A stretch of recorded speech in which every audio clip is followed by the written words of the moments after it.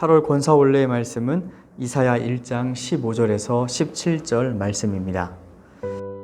너희가 손을 펼 때 내가 내 눈을 너희에게서 가리고 너희가 많이 기도할지라도 내가 듣지 아니하리니 이는 너희의 손에 피가 가득함이라. 너희는 스스로 씻으며 스스로 깨끗하게 하여 내 목전에서 너희 악한 행실을 버리며 행악을 그치고 선행을 배우며 정의를 구하며 학대받는 자를 도와주며 고아를 위하여 신원하며 과부를 위하여 변호하라 하셨느니라. 아멘. 코로나가 지금 우리 일상을 흔들고 있습니다. 경제뿐만 아니라 건강에 대한 두려움, 그리고 또한 상대방에 대한 무관심으로 우리를 위축되게 만듭니다. 그런데 그 많은 것들 중에 성도들이 가장 많이 흔들리고 있는 게 있다면 아마 예배일 것입니다. 전염병 특징상 모이기도 힘들고 또 가정에서 예배하기도 힘들지만 익숙하지 않고 또 그런 모든 것들이 어색한 것도 사실이지만, 근데 그럼에도 불구하고 성도의 모든 신앙의 뿌리는 바로 예배입니다. 모든 은혜의 양분이 예배에서 공급이 되고 또 장소를 떠나서 우리의 믿음도 예배에서 성숙되어집니다. 그리고 무엇보다 하나님의 긍휼도 예배에서부터 비롯됩니다. 하나님의 축복도 역시 예배 드리는 우리의 태도에서 결정됩니다. 그래서 역사적으로나 시대적으로 항상 어둠이 공격하고 흔들었던 것이 바로 예배입니다. 초대교회 때 성도들은 박해를 피해서 지하에 숨고 또 굴에 숨고 가정에 모여서 예배드렸습니다. 그때는 마음껏 찬양해 보는 것이 소원이었습니다. 우리나라 일제 강점기 때 역시 교회 박해의 대상이었습니다. 비록 그때 기독교도 1%밖에 되지 않는 소수에 불과했지만 그 소수의 기독교 성도들이 독립운동을 주도하고 백성을 계몽하는 일에 앞장섰기에 일제가 가장 많이 탄압하고 박해했던 것이 기독교였습니다.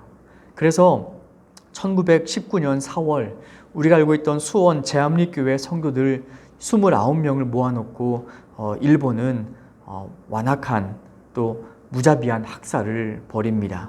그들 모두 성도가 가정에서 예배하고 있었던 성도들이었습니다. 그만큼 어둠의 눈에 가장 크게 거슬리는 것이 있다면 바로 교회와 예배하는 사람들입니다.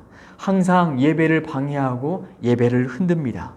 그런데 그때마다 우리 진짜 참된 믿음의 성도들은 더욱더 환난과 박해 속에서도 예배를 포기하지 않고 굳건하게 신앙을 이어갔습니다.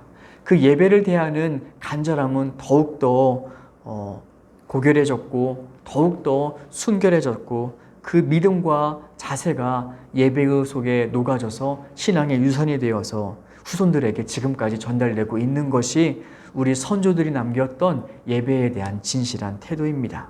예배를 대하는 자세는 곧 하나님을 대하는 자세와 마찬가지입니다. 여전히 어둠이라는 이 시대의 방법도 동일합니다. 시대마다 모습은 다르지만 어둠은 항상 우리가 온전한 예배를 드리지 못하도록 예배를 방해합니다. 그렇다면 지금 우리가 어떤 예배를 드리고 있는지, 우리가 그 어둠의 공격에 노출되었는지 아닌지를 돌아보는 방법이 있습니다. 과연 나는 어떻게 예배를 드리고 있는가, 내 모습을 돌아보는 것입니다. 여러분들은 지금 어떤 자세로 가정 예배를 드리고 있습니까? 그리고 어떠한 태도로 가정에서 예배를 드리십니까? 하나님께서 찾으시는 예배에 대한 거룩한 마음과 그리고 거룩한 모습이 여러분의 모습 가운데 있습니까? 이것이 우리가 돌아볼 가장 중요한 모습입니다. 하나님께서 나의 예배를 판단하실 때 지금 예배하는 내 모습은 어떠한지 우리가 중요하게 살펴봐야 합니다. 특별히 가정 예배라는 특수한 환경 속에서 우리가 가정의 예배를 잘 드린다는 것은 너무나도 중요하고 소중한 문제입니다. 이런 말이 있습니다.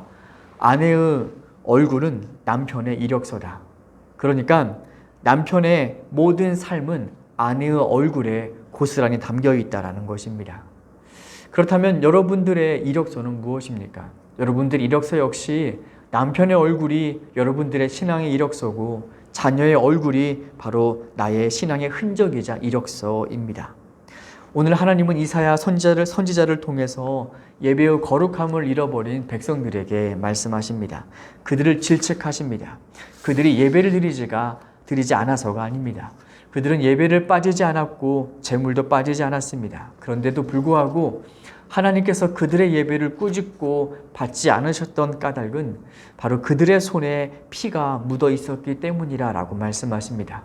그들의 마음에 악함이 있었고 언행에 이기심이 있었고 거짓이 있었고 손에 완악함이 있어서 하나님께서 받지 않으셨다라는 것입니다. 그러면서 말씀하십니다. 너희 악한 행실을 버리며 행악을 그치며 선행을 배우며 정의를 구하며 학대받는 자 고아를 위하여 과부를 위하여 변호하라.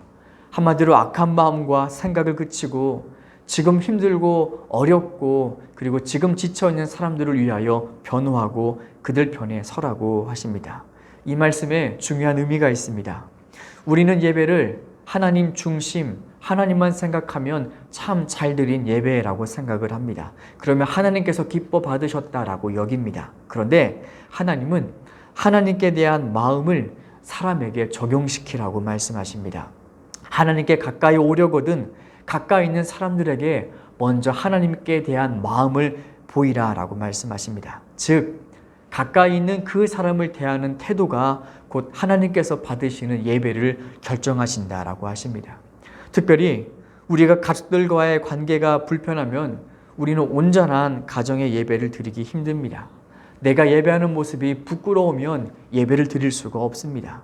그러니 가정 예배를 드릴 수밖에 없는 지금 하나님께서 과연 나에게 가족들에게 비춰지는 모습이 어떠한지 돌아보라라고 하시는 중요한 시기이자 또 그러한 의미가 담겨있는 그러한 시기입니다.